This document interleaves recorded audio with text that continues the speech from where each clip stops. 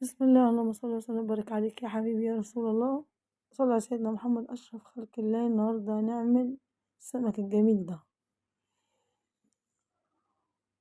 معايا السمك طبعا، غسلنا وعملنا كل حاجة فيه.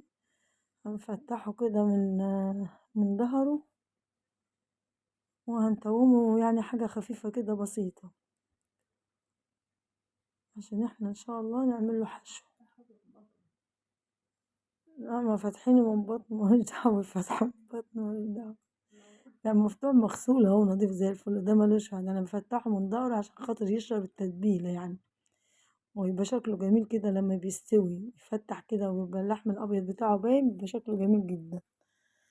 طبعا انا كده بس عشان السمك يبقى يعني ليه طعم معاكي، لازم برضو ايا كان تحشيه. انا هعمل له حشو ان شاء الله قدامكم. لازم اعمل له حبة توم وفلفل، ضربه له توم كده وفلفل وكمون وكزبرة ناشفة. انا عملت تتبيلة السمك كتير قدامكم، وفلفل اخضر وفلفل احمر، حبة صغيرين يعني مش كتير.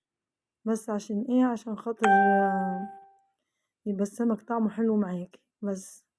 دي بقى الحشوة بتاع السمك يا جماعة: بصل وجزرية مبشورة وفلفل حامي على بارد، وحبة خضرة كده كزبرة على شبت، وطماطميتين، حبيتين قوطة كده أو طماطم اللي تقولوه.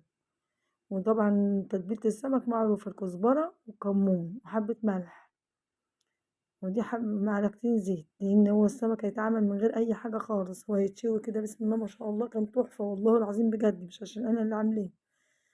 جربوا يا جماعه، انا عملت السمك كتير معاكم، وكل مره بعمله بحاجه شكل يعني كل مره غير التانية. المره دي بقى نعمله حشوه المطاعم الجميله دي. انتوا عارفين بقى ايه ما شاء الله يعني على بتوع السويس دول، مسقط رأس السمك. هنحط حبة كده من الخلطة الجميلة دي في الصينية من تحت، وهتحشي بقى السمكية بتاعتك. بجد كان رهيب.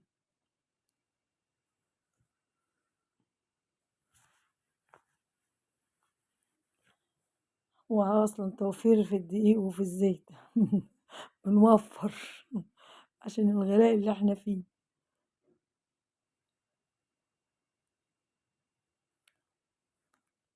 بس كده خلصنا الحشو بتاع السمك، حشيناه من بطنه كله كده.